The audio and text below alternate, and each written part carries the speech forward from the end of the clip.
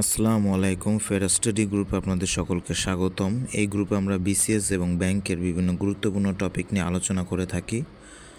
আজকে আমরা পোস্ট অফিসের পরীক্ষার বিভিন্ন পদের জন্য সাধারণ জ্ঞান নিয়ে আলোচনা করব এবং সেই সাধারণ জ্ঞানের ভিতর সাম্প্রতিক সাধারণ জ্ঞান এবং প্লাস ইতিহাস থেকেও কিছু কোশ্চেন এই পরীক্ষাতে আসার সম্ভাবনা আছে অনেক, তাই সেগুলো নিয়েও আলোচনা করব।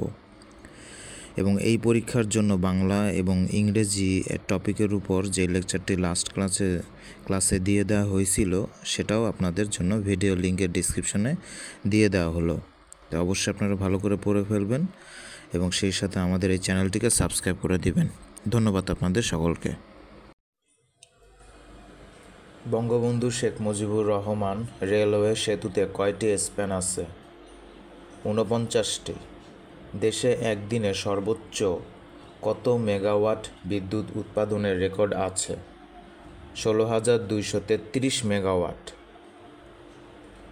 আন্তর্জাতিক টি-20 ক্রিকেট 2024-এর সময়কাল 1 জুন থেকে 29 জুন 2024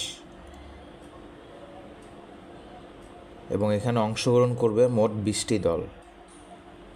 আল হামরিয়া বন্দর সংযুক্ত আরব আমিরাতে অবস্থিত। জিডিআই অনুসারে দেশের দারিদ্র্যের সংখ্যা 20.7%। সর্বশেষ সেনজেনভুক্ত দেশ হচ্ছে রোমানিয়া ও বুলগেরিয়া এবং বর্তমানে সেনজেনভুক্ত দেশ হচ্ছে টোটাল 29টি। বর্তমান বিশ্বের সবচেয়ে শীর্ষ ধনী হচ্ছে বার্নার্ড আর্নল্ড ও তার পরিবার। এশিয়াতে চ্যাটজিপিটি এর সদর দপ্তর টোকিওতে। ভুটানের বিশেষ অর্থনৈতিক অঞ্চল কুড়িগ্রামে হবে। সর্বশেষ কোন ভাষায় অসমাপ্ত আত্মজীবনীও অনূদিত হয়? জংখা। 2024 সালে স্বাধীনতা পুরস্কার লাভ করে 10 জন। বিশ্বের প্রথম এআই সফটওয়্যার ইঞ্জিনিয়ার ডেভিন। বায়ু দূষণের শীর্ষ রাজধানী নয়াদিল্লি। শীর্ষ দেশ হিসেবে বাংলাদেশ।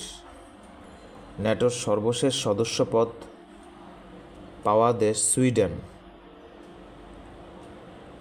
বর্তমানে ন্যাটোর সদস্য হচ্ছে 32টি।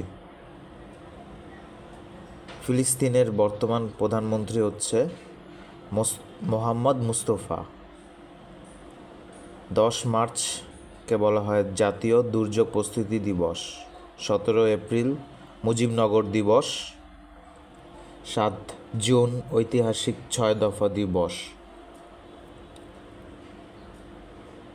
সর্বজনীন পেনশনের মোট স্কিম বর্তমানে 5টি। সর্বশেষ যুক্ত হওয়া স্কিমটির নাম হচ্ছে প্রত্যয়। বাকি 4টি স্কিম হচ্ছে প্রগতি, সুরক্ষা, প্রবাস, সমতা। ব্যাংকস্যুরেন্স প্রথম চালু হয় স্পেন ও ফ্রান্সে। এটি চালু হয় 1980 সালে। দেশে প্রথম চালু করে এটি সিটি ব্যাংক। প্রধানমন্ত্রী শেখ হাসিনা এই ব্যাংক ইন্স্যুরেন্স উদ্বোধন করেন 1 মার্চ 2024 সালে। দেশের প্রথম আইকনিক রেল স্টেশনের স্থপতি মোহাম্মদ ফয়েজ উল্লাহ। এই আইকনিক রেল স্টেশনের আয়তন হচ্ছে 1,87,037 বর্গ ফুট।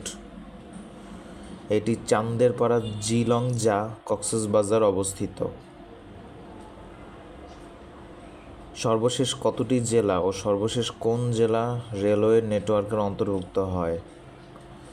সর্বমোট 48টি জেলা এবং সর্বশেষ কক্সবাজার জেলা নেটওয়ার্কের অন্তর্ভুক্ত হয় রেলওয়ে নেটওয়ার্কের। বাংলাদেশ সর্বমোট কতটি দেশের সাথে দ্বৈত কর পরিহার করে? 43টি দেশ।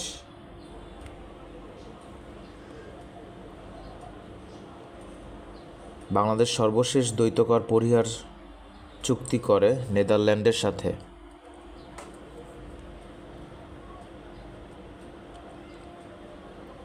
ফ্যাব 1500 বা 1500 বোমা তৈরি করে রাশিয়া।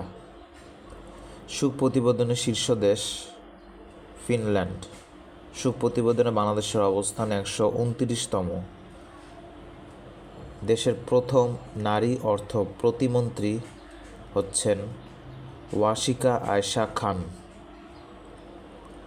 কোন দেশ গর্ভপাতকে সাংবিধানিক স্বীকৃতি দেয়? ফ্রান্স। সম্প্রতি কোন দেশ থেকে ভারত তাদের সেনা প্রত্যাহার করে? মালদ্বীপ থেকে। বিশ্ব স্বাস্থ্য সংস্থা দক্ষিণ পূর্ব এশিয়ার আঞ্চলিক পরিচালক পদে নির্বাচিত হয়েছেন কে? সাইমা ওয়াজেদ পুতুল। কোন দেশ বিশ্বে প্রথম কালাজ্বর নির্মূল করেছে? বাংলাদেশ। কালাজ্বর কিসের আক্রমণে হয়? প্রোটোজোয়া। স্ত্রী ব্লেমাসি এই জীবাণু বহন করে। কারা এই কালাজ্বরে সবচেয়ে বেশি ভোগে? শিশুরা। ওয়ানাগার এটি কি? এটি রাশিয়ার ভাড়াটে সৈনিক দল। মুখভারাত এটি মিশরের গোয়েন্দা সংস্থা। উরভানা প্লাই এটি আর্জেন্টিনার এটি রেডিও। বাংলাদেশের প্রথম মরণোত্তর কিডনিদাতা কে? সারাহ ইসলাম। মনকুট উৎসব পালন করে কোন উপজাতি? লুসাই। মেট্রো রেল উদ্বোধনের তারিখ হচ্ছে 28 ডিসেম্বর 2022। এটি উত্তরা থেকে আগারগাঁও পর্যন্ত অবস্থিত। এর দৈর্ঘ্য হচ্ছে 11.73 কিলোমিটার আর এর মোট দৈর্ঘ্য হলো 21.26 কিলোমিটার। এর লোগোর ডিজাইনার হচ্ছে আলী আহসান। 20তম দেশ হিসেবে ইউরো গ্রহণ করে ক্রোয়েশিয়া। টাইটানিকের ধ্বংসাবশেষ দেখতে গিয়ে কোন ডুবোজানের সলিল সমাধি ঘটে? টাইটান। ইউক্রেনের পূর্বাঞ্চলীয় লবণ খনি সমৃদ্ধ শহর হচ্ছে সোলেদার। ব্রাজিলের পার্লামেন্টের নাম হচ্ছে national Congress. City of culture বলা হয় প্যারিসকে। ভারতের নয়াদিল্লিতে মার্কিন যুক্তরাষ্ট্রের রাষ্ট্রদূতের বাসভবনের নাম হচ্ছে রুজভেল্ট হাউস।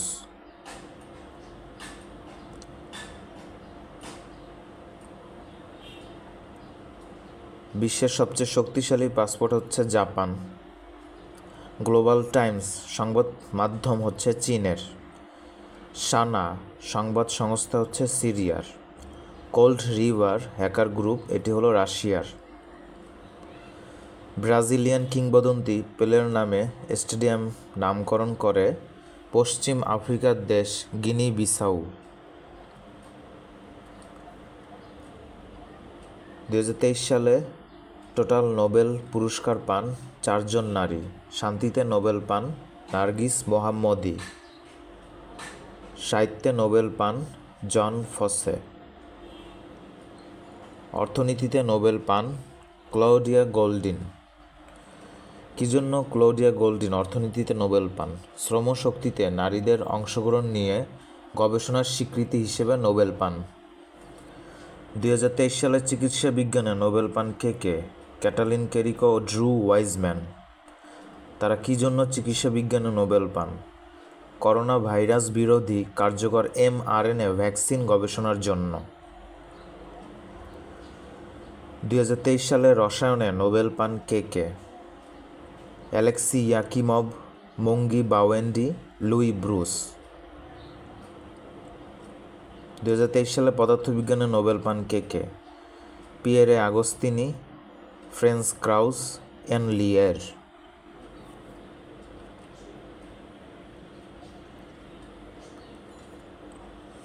এখন ইতিহাস অংশ থেকে 2-3টা অবজেক্টিভ চলে আসতে পারে এই পোস্ট অফিসের পরীক্ষাতে। বাংলার সর্বপ্রাচীন জনপদের নাম কি? পুঞ্জ। প্রাচীন বাংলার হরিকেল জনপদ অঞ্চলভুক্ত এলাকা হচ্ছে চট্টগ্রাম। বাংলায় আগমনকারী প্রথম পরিব্রাজক কে? মেগাস্থিনিস। উপমহাদেশের প্রামাণ্য দলিল ইন্ডিকা কে লিখেছেন? মেগাস্থিনিস। অবিভক্ত বাংলার সর্বপ্রথম রাজা কাকে বলা হয়? অশোককে। কার সময় কলিঙ্গ যুদ্ধ হয়? সম্রাট অশোকের সময়। চাণক্যের গ্রন্থের নাম কি ছিল? অর্থশাস্ত্র। 15 খণ্ডের ছিল এটা। ভারতের স্বর্ণযুগ বলা হয় কোন বংশের সময়? গুপ্ত সাম্রাজ্য। ধর্মপাল নওগাঁ বিহার কোথায় নির্মাণ করেন? পাহাড়পুরে। যুবরাজের ধারণা পাওয়া যায় সেন আমলে।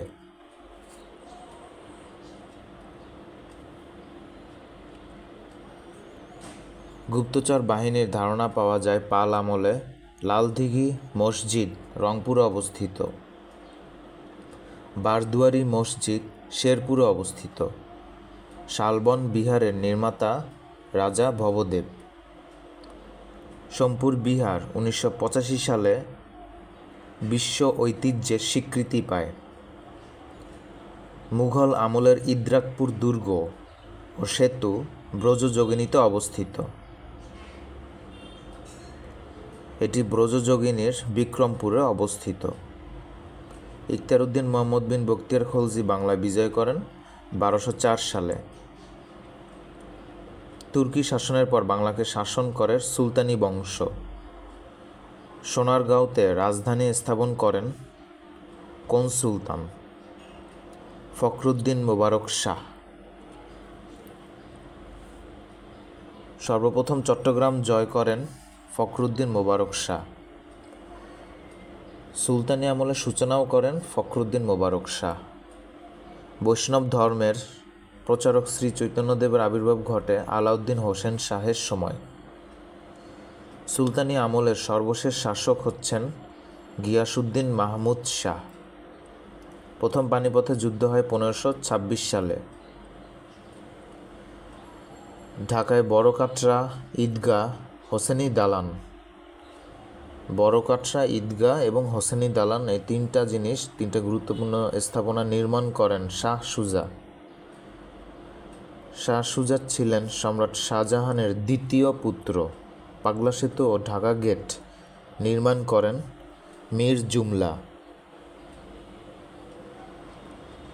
কে ইংরেজদের বাংলা থেকে বিতাড়িত করেন? শায়েস্তা খান। পাগলা সেতু ও ঢাকা গেট নির্মাণ করেন মীর জুমলা। আর শায়েস্তা খান ইংরেজদেরকে বাংলা থেকে বিতাড়িত করেন। মনসবদারি প্রথা চালু হয় আকবরের সময় থেকে। জিজিয়া কর রহিত করেন আকবর। জিজিয়া কর পুনরায় আবার চালু করেন আওরঙ্গজেব। ইস্ট ইন্ডিয়া কোম্পানির দেওয়ানি লাভ এবং দ্বৈত শাসন ব্যবস্থা 1765 সালে হয়। 1176 সালের দুর্ভিক্ষে বাংলার গভর্নর ছিলেন জন কার্টিয়ার। 76-এর মন্বন্তর হয় 1770 সালে।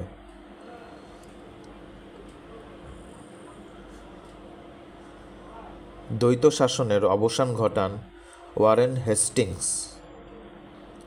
দ্বৈত শাসনের অবসান ঘটিয়ে সে পাঠশালা বন্দোবস্ত ব্যবস্থা করেন Warren Hastings. Fort William college প্রতিষ্ঠিত হয় 1800 সালে এবং 1801 সালে ফোর্ট উইলিয়াম কলেজে বাংলা বিভাগ চালু হয়। লর্ড ক্যানিং ভারত উপমহাদেশে প্রথম পুলিশ ব্যবস্থা চালু করেন। ওয়াটারলুর যুদ্ধ হয় 1815 সালে। বাংলা 76-এর মন্বন্তরের সময়কাল ছিল 1770 খ্রিস্টাব্দ। বাংলার সর্বশেষ গভর্নর জেনারেল ছিলেন Lord William Bentinck. Lord Dalhousie Hindu বিধবা আইন পাশ করেন 1856 সালে। ভারতের সর্বশেষ গভর্নর জেনারেল হচ্ছেন লর্ড ক্যানিং। আর বাংলার সর্বশেষ গভর্নর জেনারেল ছিল লর্ড উইলিয়াম বেন্টিং। ভারতের সর্বশেষ গভর্নর জেনারেল লর্ড ক্যানিং। বঙ্গভঙ্গ রদ হয় লর্ড হার্ডিংসের সময়। আর বঙ্গভঙ্গ রদ ঘোষণা করেন রাজা পঞ্চম জর্জ।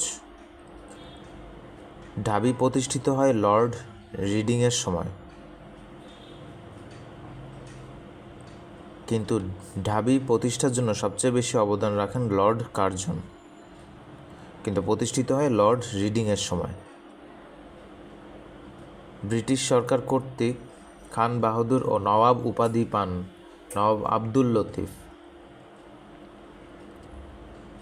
ভারতে মুসলিম জাগরণের প্রথম অগ্রদূত স্যার সৈয়দ আহমদ খান। নিখিল ভারত মুসলিম লীগ প্রতিষ্ঠায় ভূমিকা রাখেন নওয়াব স্যার সলিমুল্লাহ। এই তিনজন ব্যক্তি তিনটি কাজের জন্য সবচেয়ে গুরুত্বপূর্ণ। নওয়াব আবদুল লতিফ ব্রিটিশ সরকার কর্তৃক উপাধি পান। স্যার সৈয়দ আহমেদ খান মুসলিম জাগরণের অগ্রদূত। আর নওয়াব স্যার সলিমুল্লাহ তিনি রাজনৈতিকভাবে সাহায্য করেছেন নিখিল ভারত মুসলিম লীগ প্রতিষ্ঠায়। বঙ্গীয় মন্ত্রিসভার প্রথম মুখ্যমন্ত্রী ছিলেন এ.কে. ফজলুল হক এবং সর্বশেষ মুখ্যমন্ত্রী ছিলেন হোসেন শহীদ সোহরাওয়ার্দী। লাহোর প্রস্তাব উত্থাপিত হয় 1940 সালের 23 মার্চে। 1940 সালের 23 মার্চ লাহোর প্রস্তাব উত্থাপিত হয় এবং এটি উত্থাপন করেন এ.কে. ফজলুল হক, যিনি বঙ্গীয় মন্ত্রিসভার প্রথম মুখ্যমন্ত্রী ছিলেন।